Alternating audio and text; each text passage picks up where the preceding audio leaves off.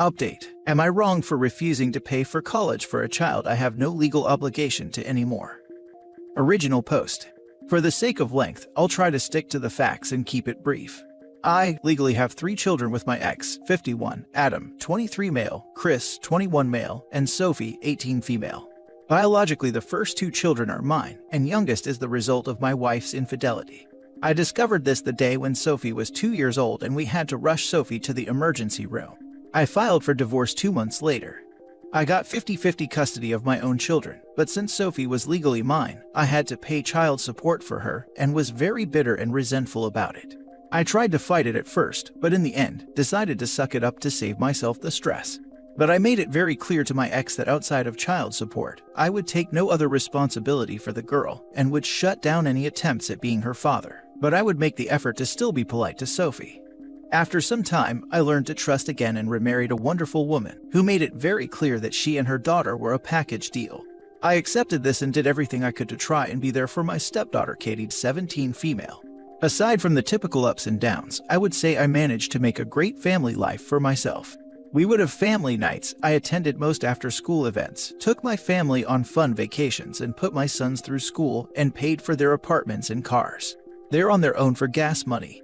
Chris is expected to graduate this coming summer, and I made a silly post on social media about how relieved I was going to be that I only had one more kid to put through school left.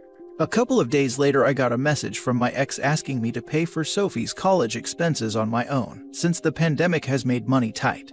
I asked her what she meant and referred to my post, and I reminded her that my legal obligation to Sophie ended the day she turned 18 and that I was talking about Katie. My ex was furious, demanded to know why I was willing to pay for Katie and not Sophie, since neither of them are related to me. I countered by saying that I knew upfront Katie wasn't my biological child and agreed to care for her instead of being conned into doing it like I was for Sophie. After that, I got a call from Sophie asking what she did to make me hate her so much and to leave her feeling so excluded.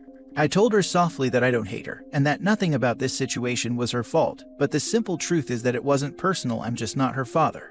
Since then, my sons have told me that Sophie was becoming really depressed. My ex is blaming me, but I don't see what I have to do with it. Am I wrong?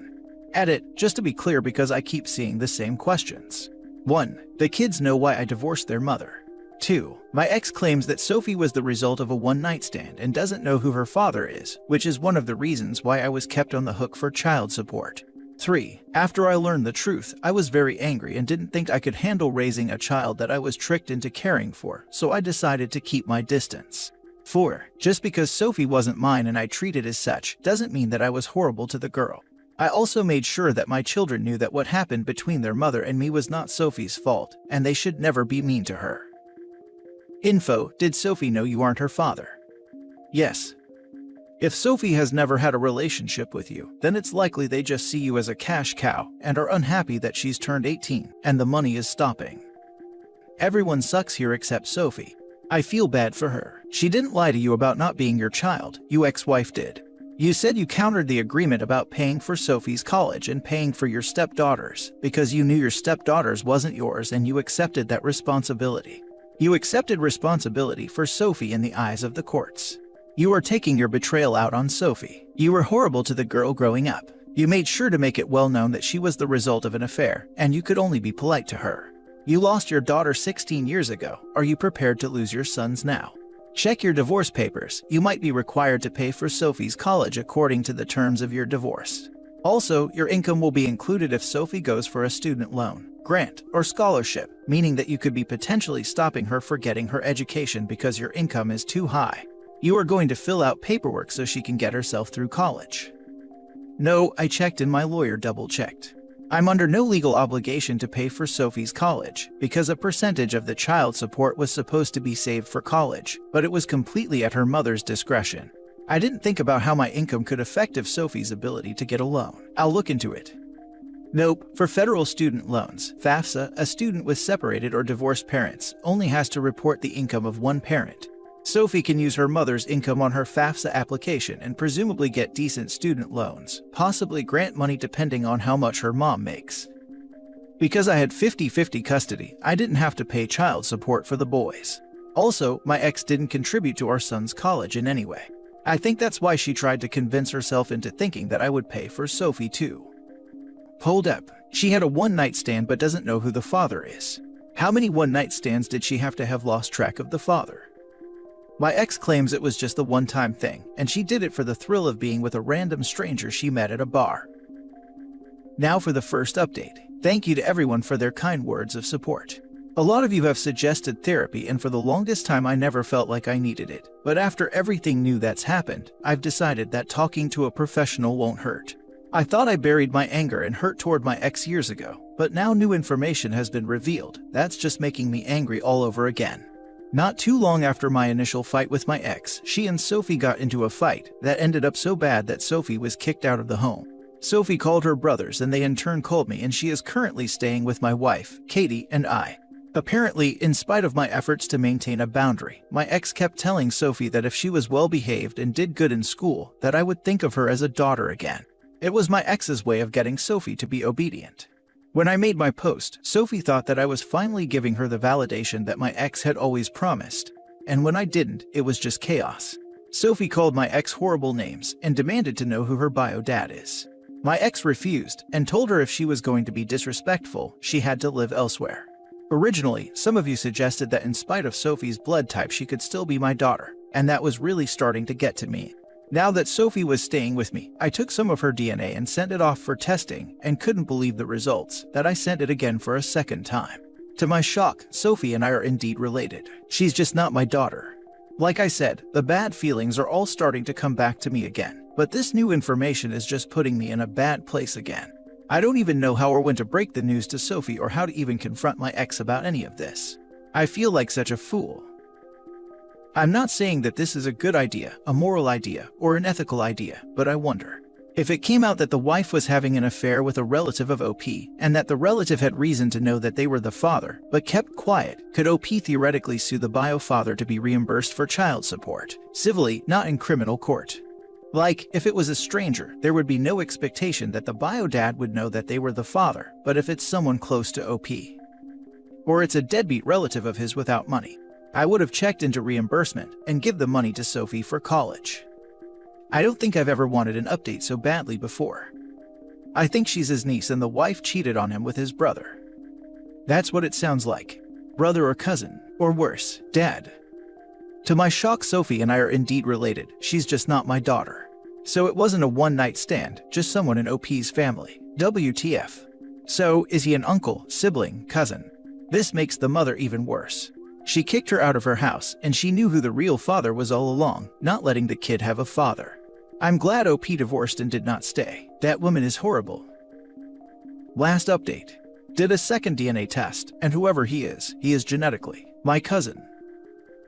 Now for the last story. My 44 male wife, 41 female, lied about the paternity of our daughter. Just a roller coaster of emotions right now, and I do not know where to start. For the past 8 years, I had believed my 8-year-old daughter was mine biologically. Now my entire world is crashing down because 2 tests confirm that she is not mine. My wife and I have been married for 7 years, and she got pregnant when we were engaged.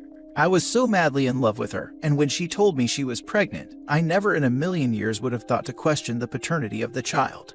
Of course it was mine, and I was going to marry this woman and raise however many kids we had together, in the sort of happy family that neither my wife nor I had growing up. However, after our daughter was born, it seemed like nothing about our lives were ever good enough. She quit her job in public relations without telling me, bounced around between various part-time roles, most of which she ended up having some sort of drama in, and stormed out of. Now she is running a business where she buys discount stuff and attempts to sell them for a higher price online, which brings in at most a few hundred each month. Around year 5 of our marriage, she went from never wanting intimacy to needling me about the possibility of an open marriage. I really felt uncomfortable with how she didn't seem to care about any ground rules and said I could sleep with whoever I wanted as long as I never brought them to our house and never spent any money on them beyond paying for dinner. She later backtracked and said that it was just her late 30s, early 40s hormones making her go crazy. However, the subsequent borderline dead bedroom and her actions made me constantly suspicious that something was going on. In these past few months, things got really bad really quickly. I came home one day to find her in our bed crying. She said that she was just very emotional. Thus began a 2-month period where I took on all the childcare so that my wife could go see a therapist and just be by herself as she requested. Her therapist put her on antidepressants, but she ended up self-medicating with alcohol, and we had fights because I hated smoking and she picked up her old smoking habit from her 20s. Then one night I seemed to trigger a massive avalanche of rage from her when I asked her if she could please engage more with our daughter when she was talking about her day. She flipped out and started screaming about how much she regrets this life and regrets marrying me, that I annoy her more than she can put into words. She then said, "There is someone else. I know you already suspected, so good job." I felt like the wind was being knocked out of me.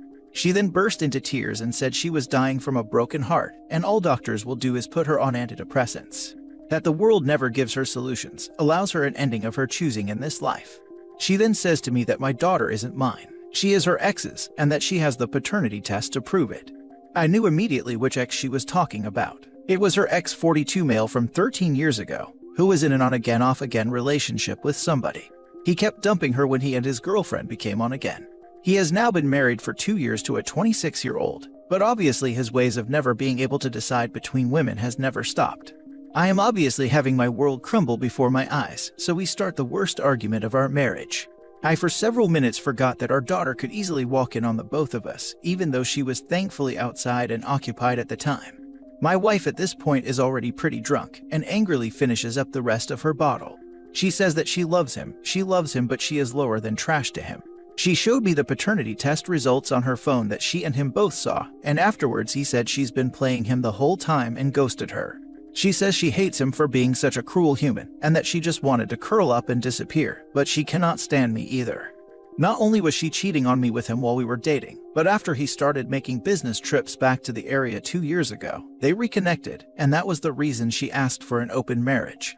I told her that I put up with all her problems. I told myself that she was just trying to get over the trauma from a tough childhood, or that it was her professional struggles giving her depression, but she has been spitefully betraying me.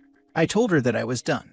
I ended up leaving the house and going to a motel and just staring at the ceiling for like an entire day. I even forgot to call in sick for work, and that never happens, and a friend at work called to check on me. After I told him what happened, he told me I needed to clear my head enough to get ahead of this situation and all the drama ahead. I ended up going to see a lawyer. It was then my wife started bombarding my messages with texts, saying she is sorry, that she is selfish, but she couldn't help who she fell in love with. She asked me to come home and to still love our daughter. I replied, I did love our daughter and can wake up every morning and call her my daughter, but that I could no longer call her my wife. She told me that she was going to check herself into a psych hospital if I filed for divorce right now and asked for one last chance. I told her that if she wanted to go to a hospital because she was feeling so many emotions, I support her, but she cannot emotionally blackmail me with this. She then tells me she dropped our daughter off with her sister, and I immediately feel guilty about leaving our daughter like this. I end up heading to our house and find out she is gone. I go to pick up my daughter from her aunt's house to bring her back home, while people try to locate my wife. Hours go by where there is no answer from her, and she seems to have turned her phone off. I cannot help it. I worry, and a part of me that cares for her started giving the rest of me so much agony. Finally, I find out bystanders witnessed her drinking and acting erratically in public. Police were called and she started saying that I was going to divorce her and her family was gone now. She told police she was on antidepressants and suffered from anxiety. The police decide to take her to the hospital and she is now in the psych ward. Hearing her voice on the phone there that she called me with made my heart break. After the phone call, where she sounded so helpless and sad, I broke down and cried. I only stopped because I knew my daughter could hear. The next morning, I realized that I needed to give my daughter some stability. However, I also knew I had to do this, and I ended up collecting the materials I needed for another DNA test, because I needed to know for sure that she was biologically not mine. I simply didn't trust anything that came from my wife, and kept thinking she had another motive or something for saying my daughter wasn't mine. Today I got the results of the test, and my daughter indeed isn't mine. I can no longer cling on to that remaining shred of denial, and now I'm at a loss. The place my wife is in allows 2-hour visits, and I went to see her. She looked again so helpless and lost. Part of her treatment is to make amends, and I can't help but be afraid of her reaction if I really go through with filing for divorce. I know that she will be released, and probably sooner than later, and her demons will still be there. What do? I had a plan carved out, but that was done during the anger phase of me finding out.